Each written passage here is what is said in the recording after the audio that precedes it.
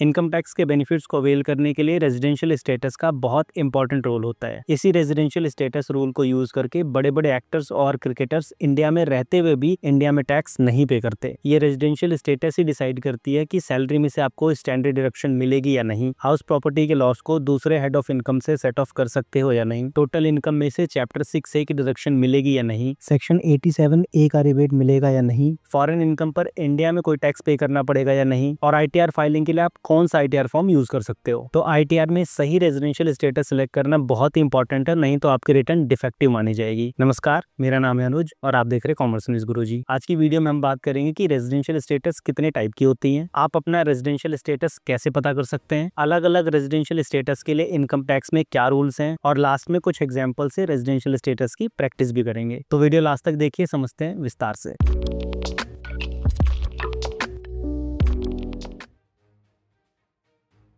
Residential status 3 type की होती हैं। रेजिडेंट एंड ऑर्डिनरी रेजिडेंट, मतलब जो व्यक्ति इंडिया का हो और स्थायी रूप से इंडिया में ही रहता हो। Resident but not ordinary resident, मतलब जो व्यक्ति इंडिया का तो है लेकिन स्थायी रूप से इंडिया में नहीं रहता है। और नॉन रेजिडेंट, मतलब जो व्यक्ति इंडिया का ही नहीं है।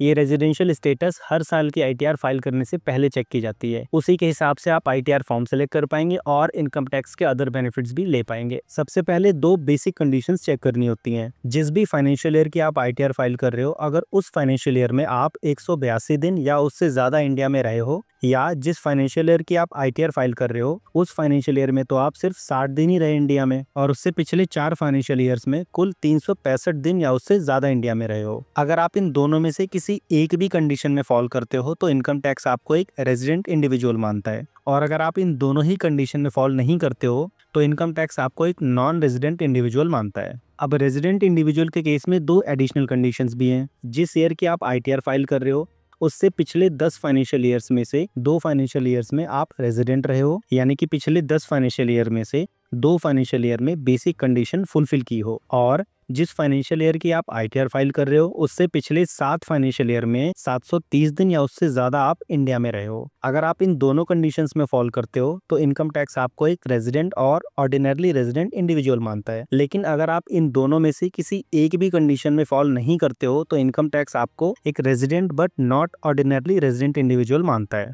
अच्छा, अगर कोई इंडिया से बाहर आता जाता रहता है तो जिस दिन इंडिया में एंटर करेगा और जिस दिन इंडिया से बाहर जाएगा तो ये माना जाएगा कि इन दोनों दिन में ही वो व्यक्ति इंडिया में ही रहा है।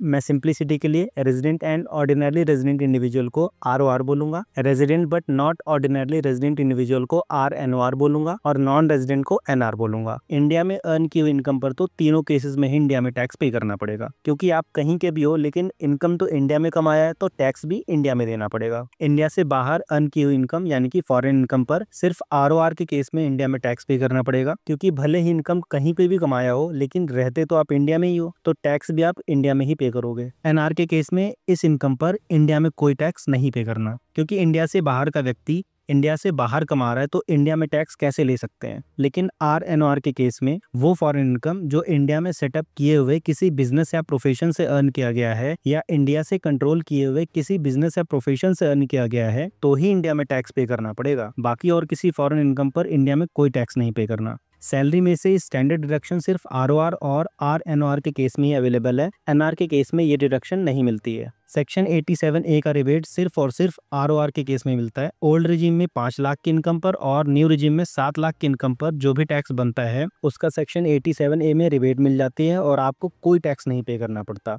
RNOR और NR के केस में ये रिबेट नहीं मिलती है। हाउस प्रॉपर्टी का लॉस दूसरे हेड ऑफ इनकम से सिर्फ ROR के केस में सेट ऑफ करना अलाउड है। RNOR और NR के केस में इसका बेनिफिट नहीं मिलता है।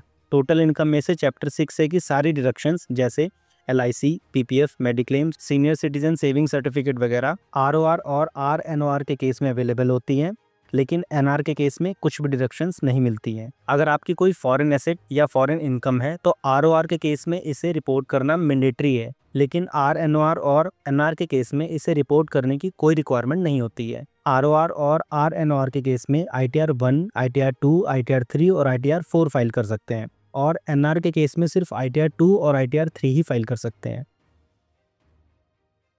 अब हम कुछ एग्जाम्पल्स के द्वारा इस रेजिडेंशियल स्टेटस के कॉन्सेप्ट को और डिटेल में समझते हैं। ये एग्जाम्पल 1 का डेटा है। हम फाइनेंशियल ईयर 2024-25 की ITR फाइल करने के लिए रेजिडेंशियल स्टेटस चेक कर रहे हैं। दोनों बेसिक कंडीशंस में से कोई एक फुलफिल होनी चाहिए। बेसिक कंडीशन से सिर्फ ये पता चलता है कि कोई व्यक्ति रेजिडेंट है या नॉन रेजिडेंट। तो इसके हिसाब से एग्जाम्पल 1 में फाइनेंशियल ईयर 2024-25 में 182 दिन से ज्यादा इंडिया में रहा तो एक बेसिक कंडीशन तो पूरी हो गई, इसलिए फाइनेंशियल ईयर 2024-25 में तो ये व्यक्ति रेजिडेंट रहा।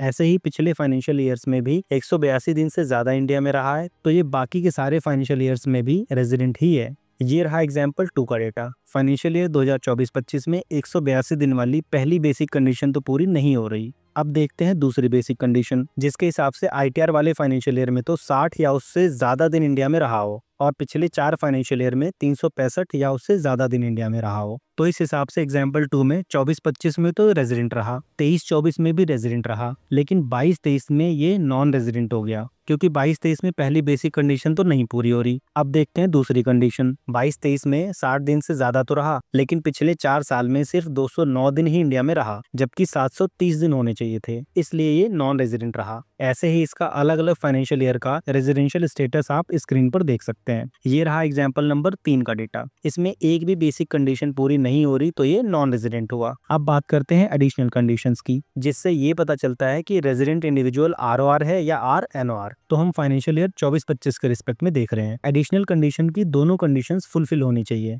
तभी वो व्यक्ति ROR होता है, नहीं तो RNOR होता है। एग्जाम्पल 1 में एडिशनल कंडीशन के हिसाब से पिछले 10 फाइनेंशियल ईयर में से 2 फाइनेंशियल ईयर में रेजिडेंट होना चाहिए और पिछले 7 फाइनेंशियल ईयर में 730 दिन से ज्यादा इंडिया में रहा होना चाहिए। तो एग्जाम्पल 1 में ये दोनों कंडीशंस पूरी हो रही हैं, इसलिए ये ROR है। एग्जाम्पल 2 में एडिशनल कंडीशन के हिसाब से पिछले 10 फाइनेंशियल ईयर में से 2 फाइनेंशियल ईयर में रेजिडेंट तो है, लेकिन पिछले 7 फाइनेंशियल ईयर में से सिर्फ 701 दिन ही इंडिया में रहा है, जबकि 730 दिन रहना चाहिए था, इसलिए ये RNOR है। एग्जाम्पल 3 में NR ही रहेगा क्योंकि एडिशनल कंडीशन सिर्फ रेजिडेंट के केस में ही देखते हैं।